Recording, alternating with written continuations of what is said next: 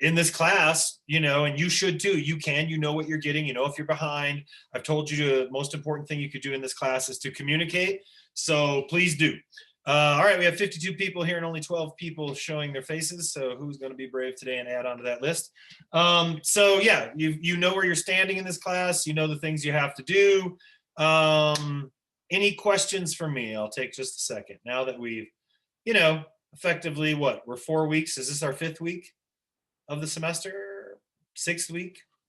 Something like that. You said, sorry, you said we could miss one test throughout the semester, correct? And we can make it up at the end.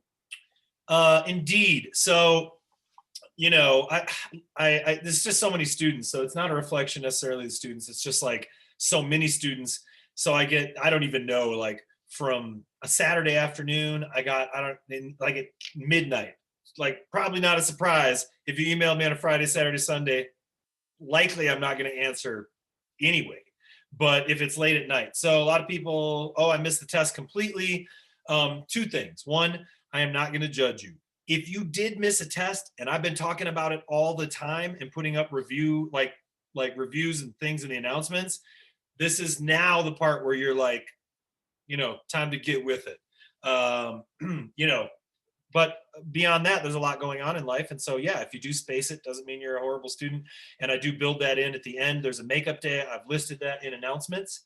And so, yeah, if you miss one exam, not if you do poorly on one, but if you miss one altogether or say, wake up that morning and say, I'm not going to take it, then there is a day at the very end of the semester where you can do that. Let me call back in Huckle. Sorry about that. Huckle, hey, come on, get in here. Good boy. Good boy.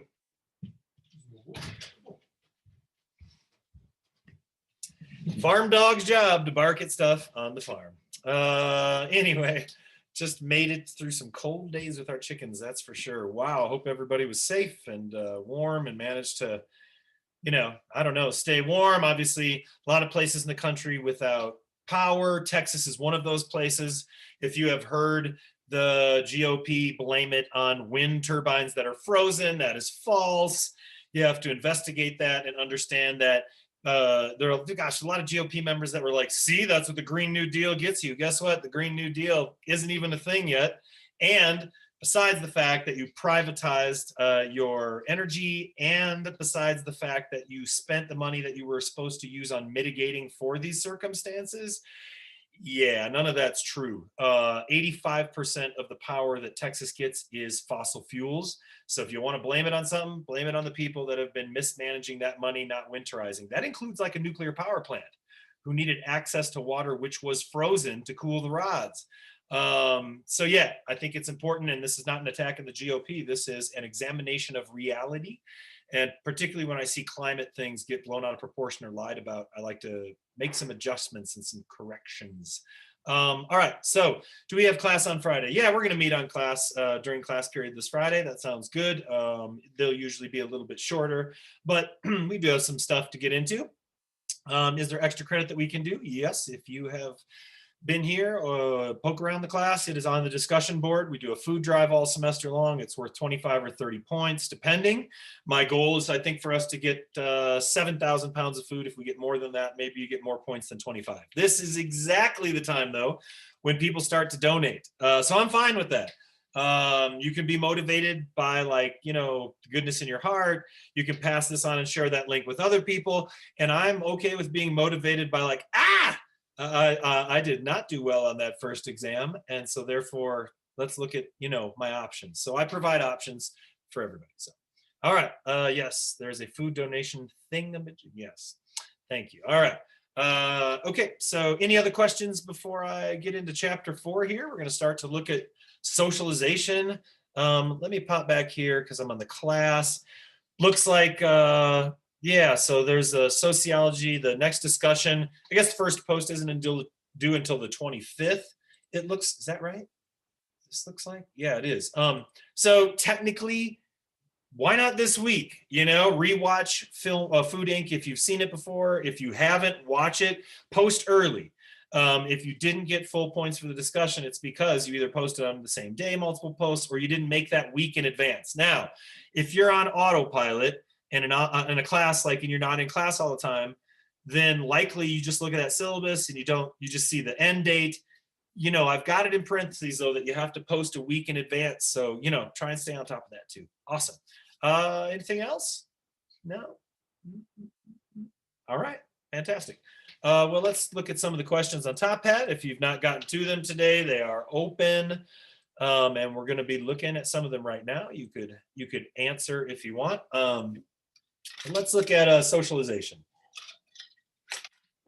I also had a couple questions that I am going to include for the next round on Friday that have to do with the Food Matters assignment. Have you read it? Do you understand it? Is it clear to you? If it's not, what section needs clarity? I don't know. The reason that I'm keep talking about that is because time moves forward, and I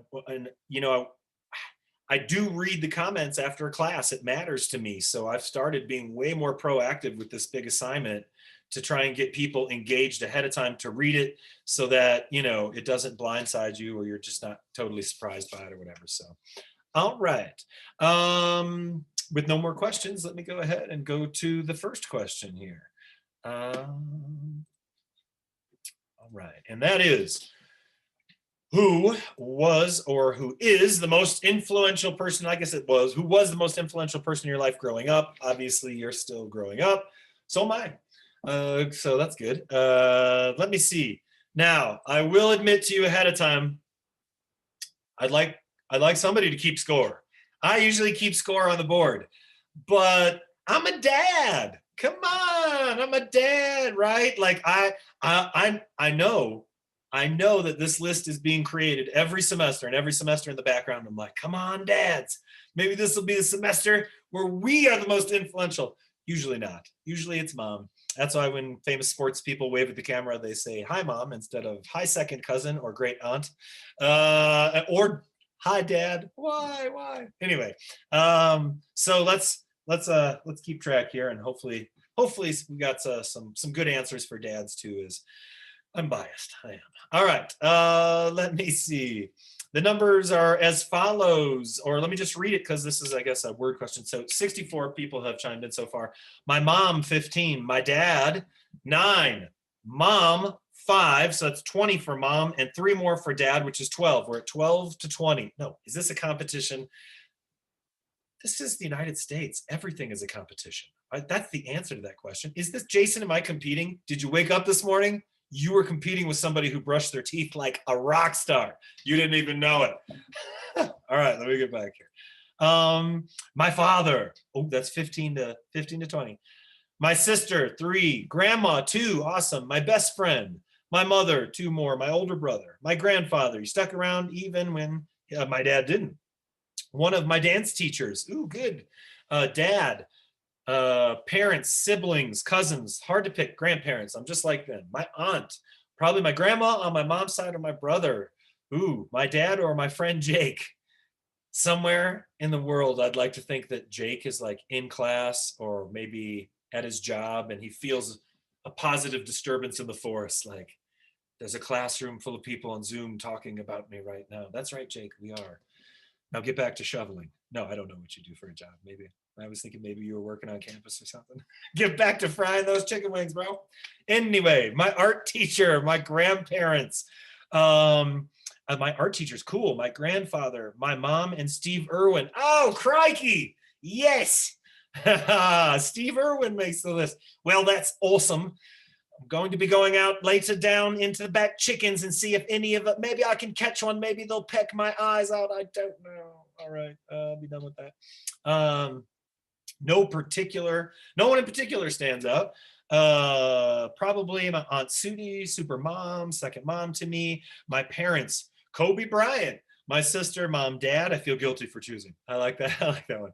My parents are the most influential. My older sister and dad. My parents, both of my parents. My great aunt. Hey, great aunt did make the list. What do you know? Cool. Why? Now that we've got a really good list that covers siblings and parents and grandparents and aunts and Kobe Bryant, by the way, it's Michael Jordan's birthday today. 58 years old for MJ. So since I'm a Bulls fan, That's right. Big love, MJ. Big love. You made my childhood extra fantastic growing up in Illinois, just outside of Chicago. That's right. All right. So why? Why? Who did you choose? I guess if you feel comfortable, obviously you know that, and you don't even have to have answered. You could have you could always participate in this class. You don't just need to participate with Top Hat or whatever. So, who did you choose and why? And we're thinking about, you know, the chapters on socialization, but this is a big deal for human beings, right? This is sociology, and it's a chapter on socialization. If we were into Latin prefixes and suffixes, we would be going crazy right now. No, I did take Latin. I have taken a Latin class. I know. Anyway, who'd you choose and why?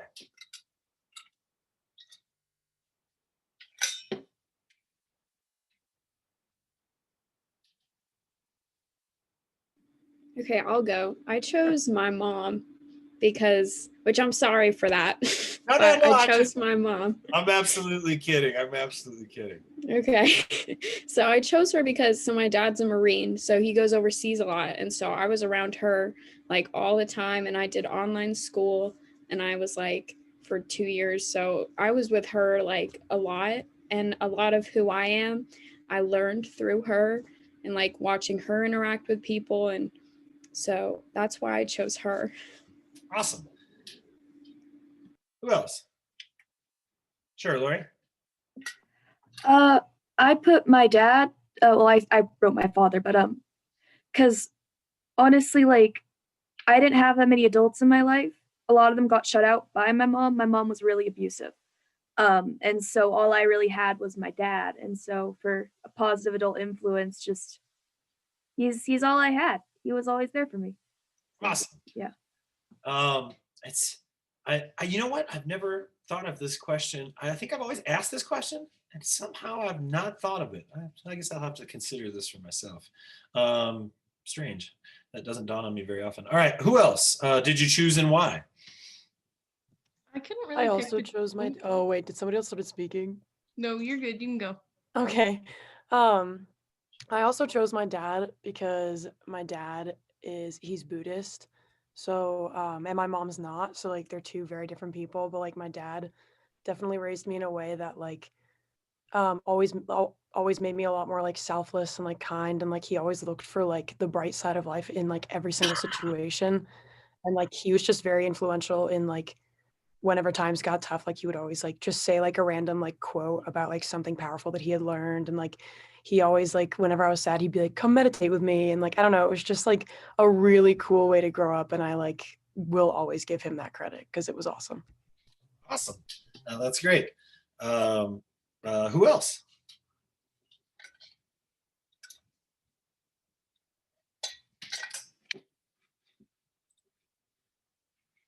Lucas, were you going to say something, or the whoever it says is Lucas, which might not be Lucas? I understand that, but It's Carmen, and I Oh, yeah, really that's couldn't right. choose between my parents. That's why I was the one that put like my grandparents, my parents, kind of all them. Not even that I felt guilty for picking one of them, but my parents are like polar opposites. Like my dad is total type B personality, like lay around, play video games, do whatever you want with your life, and do your important stuff later. My mom's like kind of anal and like very specific, and I feel like I got the best of the both worlds from them. And I think because they're so opposite, they made me more balanced as a person. So I feel like they, you know, they weren't ever married or anything, but did a really good job of kind of giving me the best parts of their personality and some of the not so good parts too, but I'm pretty half and half. Absolutely. Yeah. I feel very much the same way. Yep. And in different ways. Some ways I'm exactly like my dad. Some ways I'm exactly like my mom. And it's the older you get, the scarier it is. The more you're like, I was not going to be like that. Oh my God, I'm like that. Oh, and then sometimes you're like, oh, okay, I'm like that. But yeah, that's why I turned down teaching in less than 3 seconds. And now I've been teaching for 15 years. All right, who else? Steve Irwin, is that for real? Kobe Bryant? They're different kinds of answers. Or the aunt, second aunt, or great aunt? I was the one who said Steve Irwin. And I also said my mom because my mom was a stay-at-home mom and I spent a lot of time with her growing up. But I also said Steve Irwin because I spent probably way too much time watching TV and Animal Planet. And he really taught me to like love animals and be enthusiastic about learning and about teaching people and just like about life in general and just being brave and doing your own thing, even if people make fun of you or laugh at like what you say. Right. So I don't know. I feel like he was pretty influential in my life. Yeah, that's fantastic. I was actually raised by the holy trinity of Bobs. Bob Vila from This Old House, Bob Ross from The Painting Show. I think I probably could have watched that guy. I think that was my babysitter at certain times because my mom would be like, you would be entranced. Like I'd come in the room half an hour later, another hour later, and Bob Barker from The Price is Right, my favorite show. But isn't it interesting how the reason I asked about that response is because I think that people that we've never met can like have a huge impact on our life or lives, which is, you know, legit. Good. No mistakes. That's right. Only happy accidents, happy little tree. I mean, you can watch them all on YouTube. And his son, who's got like a big afro and a huge mullet, like guests on some of the shows and stuff. And he's got a pet squirrel. Anyway, yeah, can't get enough Bob Ross. I even have a Lego Bob Ross for our Lego land. All right. Anybody else? How about a sibling? I'm an only child. Not an answer that I could have. So I'm curious if somebody answered a sibling, why? Because that's cool. Anybody?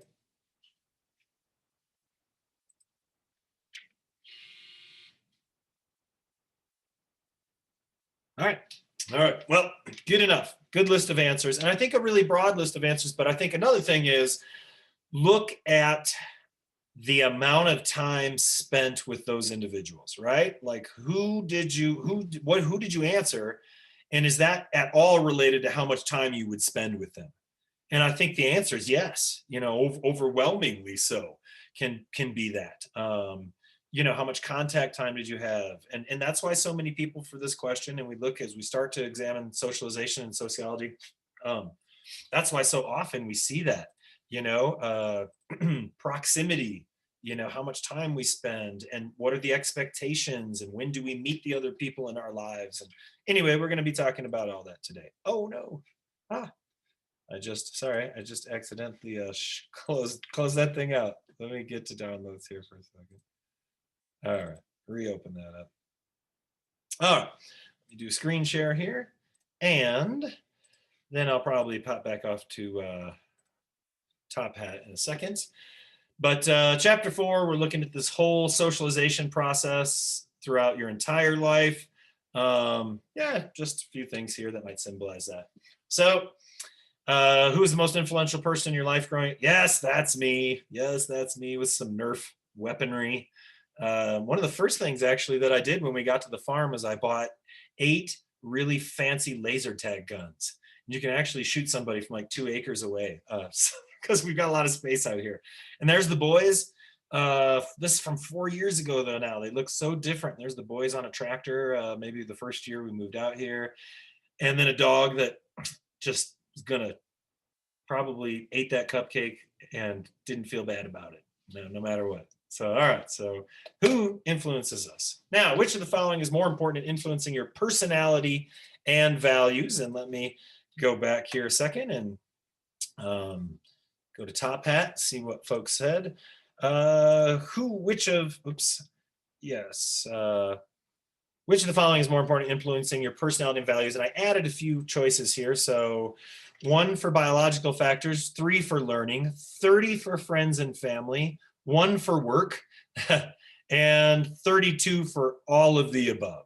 So friends and family, overwhelming. I mean, 10 times that of learning, which was 3, 30 times that of any other category. And then nobody for social media as well, even though social media does have a pretty big impact on people's lives now. Okay, let me share that again. All right. So socialization. I think that's Storm and I coming from a basketball game at CSU a few years back. He was playing in all sorts of competitive leagues. Zion does that now. Socialization. So at the beginning of every chapter, you know, we ask questions. So why is social experience key to human personality? I mean, So very essential. What familiar social settings have special importance for how we live? How do our experiences change over the life course? It's really interesting being a parent and having kids grow up and thinking about things like from when you were a kid or now that you're a parent. It's like so different, right? So those experiences change pretty drastically over the course of your life. How did I make the friends that I have? Ooh, I love that question. Like, think about that. How did you make the friends that you have? Some people like are from Fort Collins and went to CSU and knew a bunch of friends from Fort Collins at CSU and purposely didn't hang out with them. Like they chose to meet new people, or you came from someplace far away from all of your high school friends or people that you knew and you moved to Colorado to do this. Maybe some people here have a very small, tight-knit group of friends, and some people like are friends with pretty much anybody, right? You just like, some people have that capacity, and then there's some people that like either you like them or you don't, right? And it's so interesting to me, and look at, like, again, I use the boys as comparisons, and so how do I make the friends that I have? What does my social group look like? What does that group of friends look like? How do they influence me? How did my parents discipline me? Ooh, this is a good one, right? This is socialization. Did I tell the class the story about Zion and eating? Right, I did, right? Like eating at the dinner table, yeah, not wanting to eat and things like that. And right, so how did my parents discipline me, and how does that relate to like when you have kids and the things that you choose to do or not to do? Right, some of those things are going to be like, yeah, I'm not doing that because my parents, they did that. Or you're like, yeah, I like the way my dad did this. It was a much better way. So how did my parents discipline me? I know that my dad's dad spanked him with a belt. I know that my dad only spanked me once because he didn't want to hit like his dad. And I never spanked, but I do remember the first time I gave a timeout, and Zion or Storm was sitting there looking at me like he was just looking at me like so angry. And I remember looking over at Julie and I'm like, I don't think this is working. And she's like, I don't think it's working either. And so Storm only had one timeout ever because it didn't work. It didn't make sense to me as a parent. So I disciplined him in a different way. And I chose that every time that they needed a timeout, I sat with them to prove that it was important to me that time, that it wasn't just time that was like, punitive or retribution kind of punishment. So anyway, we all figure out some things. Some things are very much related, right, to our socialization, the way things were done for us. Sometimes we know right away that's not going to work. Who raised me, and how did that change my life? All right. Hey, all right. Let me see. Yep, that's me. Wait, hold on a second. That's me without any gray in my beard. Oh my goodness. Yeah, that didn't take more than a couple years to happen. And that is not me as a baby. That is what happens when your parents are Bears fans and choose to indoctrinate you by dressing you up like a little bear. Oh, is that unfair or is it cute? I can't decide. No, he's cute. And he's probably warm. So what do you think? Looking at yourself from within and without, are you the same person now as when you were a kid? Are you like, I'm looking at like, as if, picture, right? I'm an adult here, but picture over here, that's me. Like, how am I the same? Am I different? Think about that. And I'm going to stop the share now. And I don't know, I might have asked this, but I'm really more interested in your response to it. Let me see this. Yeah, looking at yourself from within, without, are you the same person now? Only 3 people out of 66 people said yes. Wow. 63 people said no, I am not the same. So why? Well, how are you the same, or how are you not the same? Because I don't think it's as cut and dry as the question would appear to be at first. Things are not as they seem. Anyway, what did you answer and why? And you go ahead, and if you said no, that's fine, and I get that. I'd also love to hear from anybody that didn't vote that thinks yes, and how, because that's, the minority number, the smaller number. It's interesting to me. What do you think? What did you answer and why?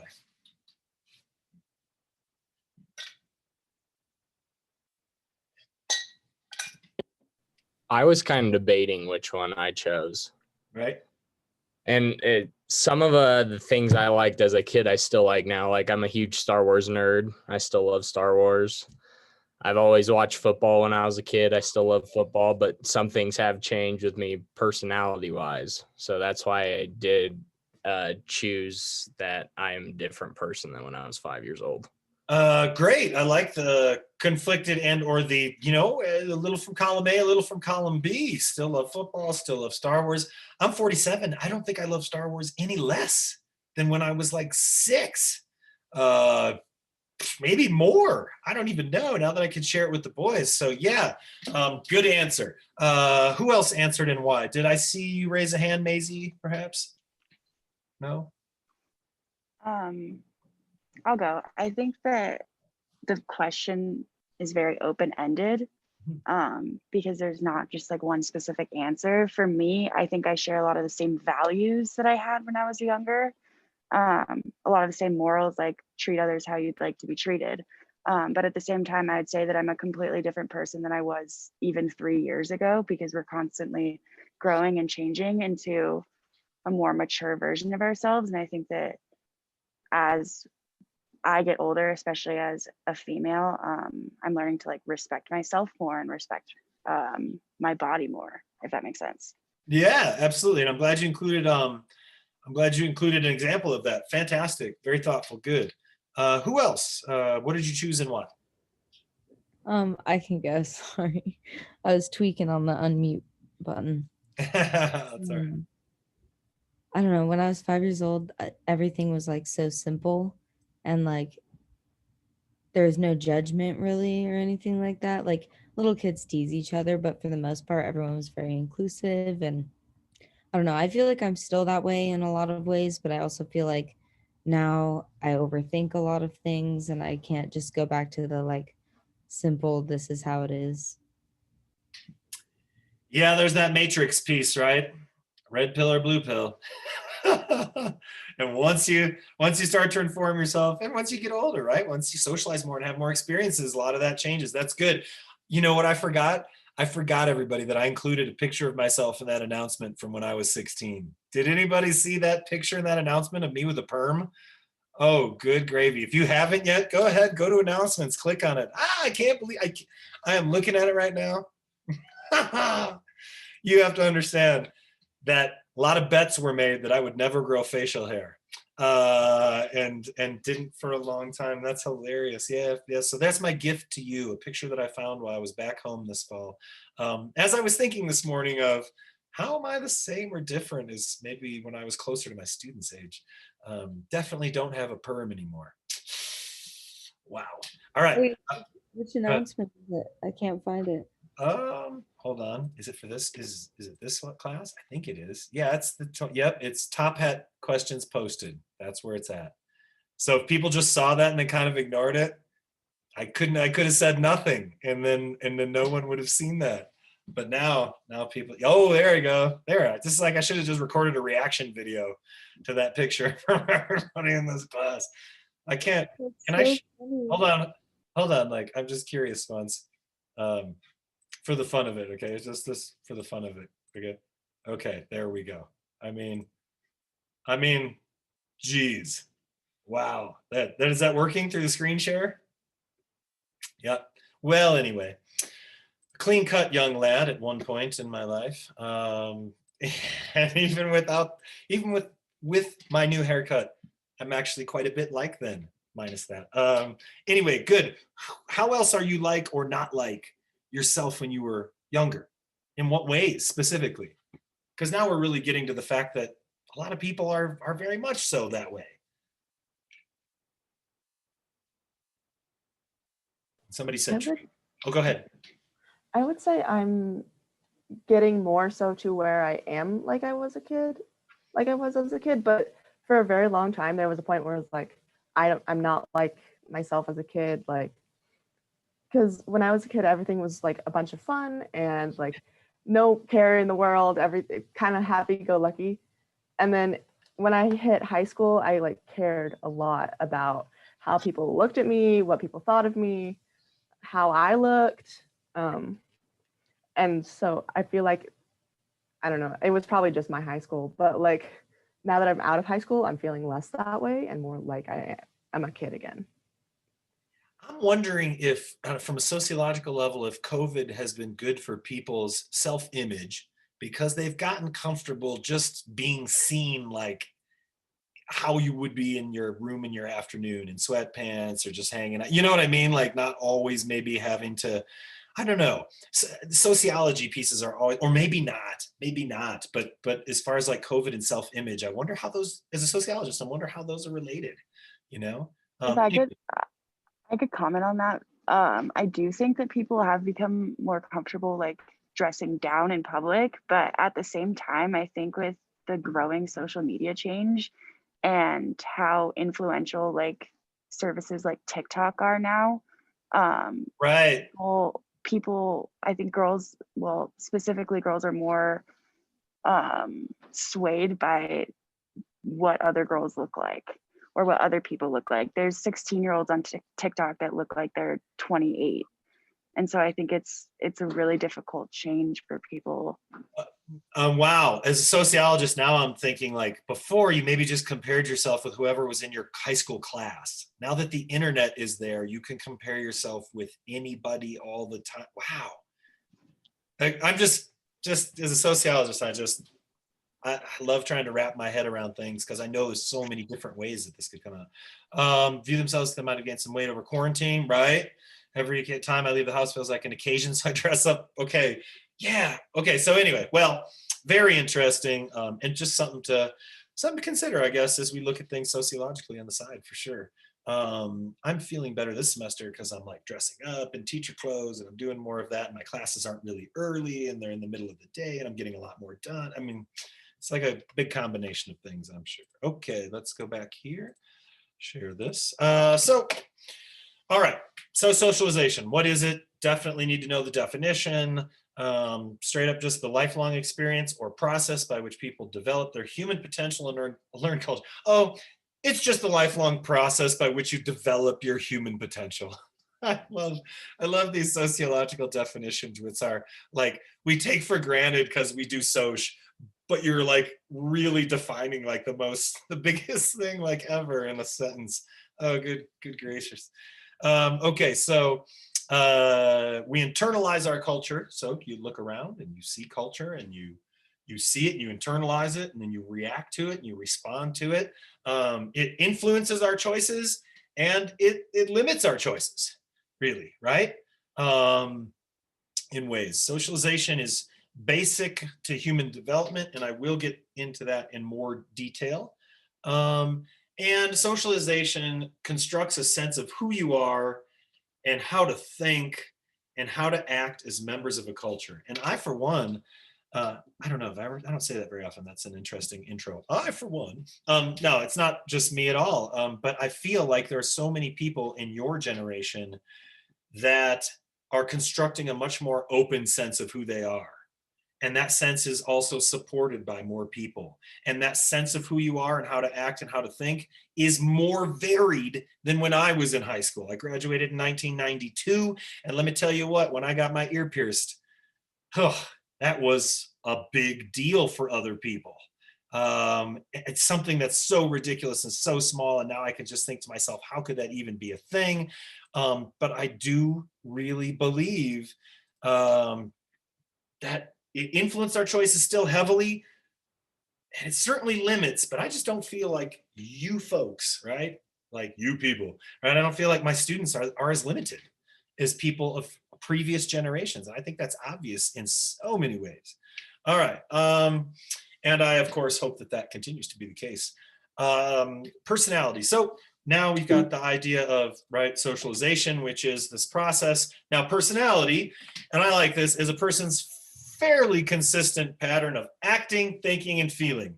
And as a good sociological definition does, it leaves it open to the fact that, come on, like there are people who are very consistent, but let's at least say fairly, because the second we say vary, that is when human beings do the exact opposite of what we think they're going to do, and all the time, right? So I think this is a good, how does spontaneous personalities fit into that definition? What do you mean by spontaneous personality?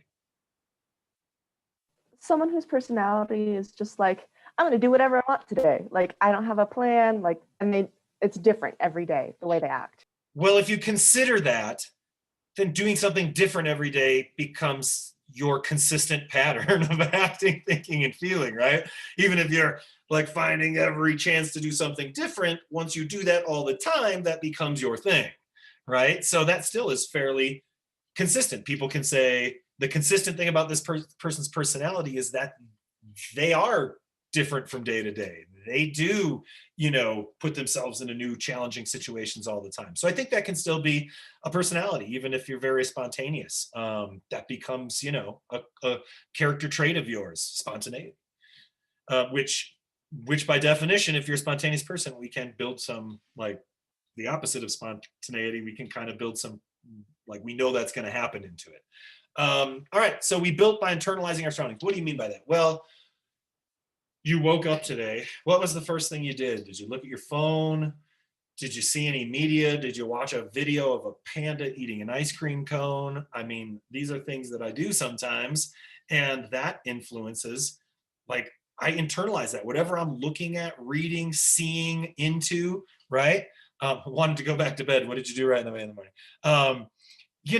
Then that is something I internalize. And we need this social experience to learn culture and to survive, right? You are not born knowing how to smile. You are not born knowing that fast food is easy and a good alternative once in a while, even though it might kill you. Like you're not born knowing the difference between right and wrong. You're not born with everybody else's gender expectations, knowing them anyway, right? So you've got to learn culture.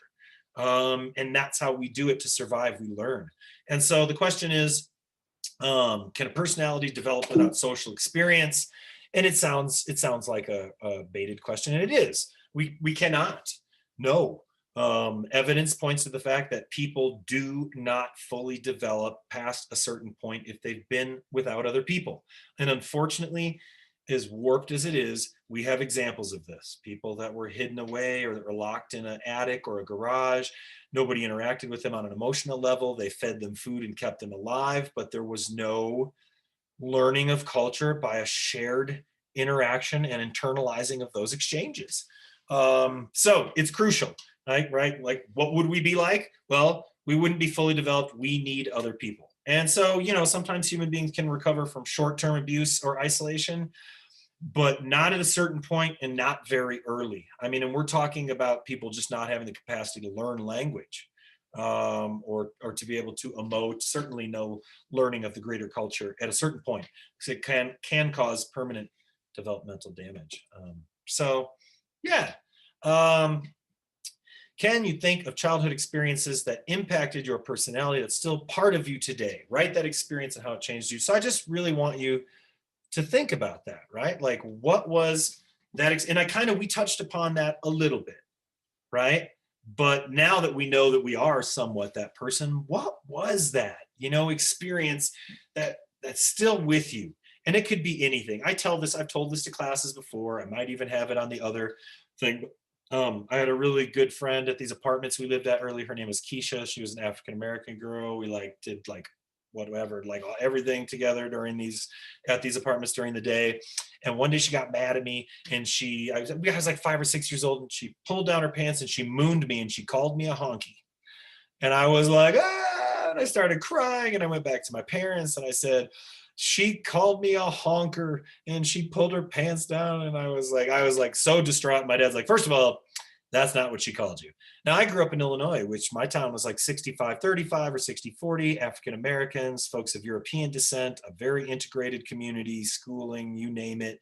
And at that moment, when I was 5 or 6, and he described to me what race was and what that meant and what a put down was based on that, and all of this, I can say at 47, I have not stopped being interested in race relations, the small differences, whether that's melanin or barely a chromosome, and all the discrimination that comes from that. Race has absolutely been an important component for me to follow up with, learn about, act upon, and from a really early age, and not even in a way that was always made sense. So you don't have to write this down, but this is just something for you to think about yourself, in that, A lot of the things that you experience in the socialization process are with you right now, right? They are ways that you behave. They are values and beliefs that you have. They're the reason that you gravitate towards the friends that you gravitate towards in the first place, really, and many other things. So that's just sort of in the background to keep you thinking. Do we have freedom to choose? We've been programmed to believe that we cannot be programmed. Do we have freedom to choose? So I normally go around in a class and I would just point. Well, I wouldn't point. I would gesture at people because pointing is rude. Or I would forget and I would point and then I would apologize for pointing. And anyway, but what I'm going to do is just ask, are you free? And what are you free to do? Yes, no, maybe. And I know this is kind of, again, a question that's a little vague on purpose.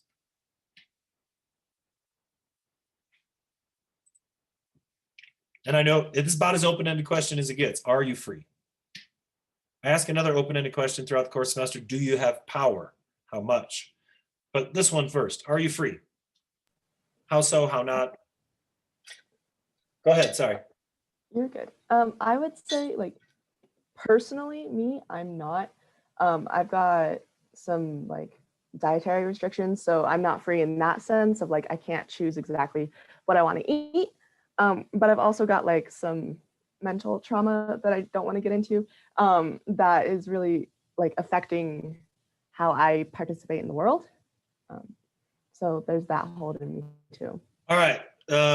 Absolutely. Based on experiences, how free are you to interact with the world? And I think that's even another way, a really interesting take on this question as well. Good.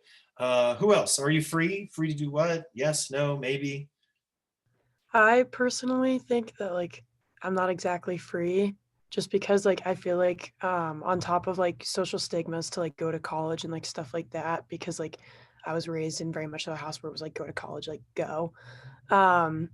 I also think that like coming from like a lower class family, like I've always been like disillusioned from like the American dream, because like the world definitely like revolves around money, especially America, and like you have to have money to get places, and like I just feel very restricted by that because it's like you need to have money. Like there were so many hoops I had to like jump through, like I pay for college myself, like stuff like that, and like it's very much so like you need to work like so hard, and some people just like don't need to work at all, and like I feel very like bound by that.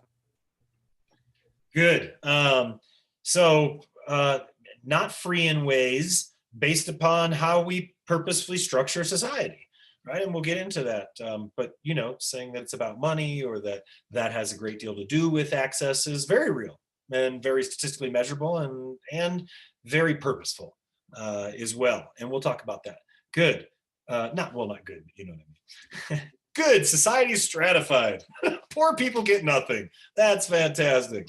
No, it's not. And we're smarter than to do that still. Personally, I don't think I am because of my gender. I can't walk outside at night, can't go anywhere, constantly fear what will happen.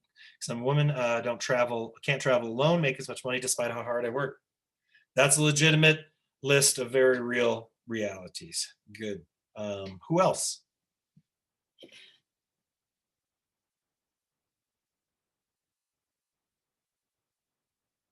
We were talking actually on that, we were talking in the gender chapter last semester, but I had never considered that because I had bought some military grade pepper spray for Julie to have so that when she gets off work, she has it, or if she feels like uncomfortable or harassed. And then I flew into Chicago last year and she said, "Do you want my pepper spray?" And I was like, "No, just flying into Chicago." And I didn't even think about it until our class was talking about that gender piece and being like, wow, what an unearned privilege that I could feel safe going anywhere in Chicago without the same thing that I would buy for my partner, who would not feel that way. So constraints based on, are we free based on gender pieces, based on race pieces? Absolutely. Good. Anybody else?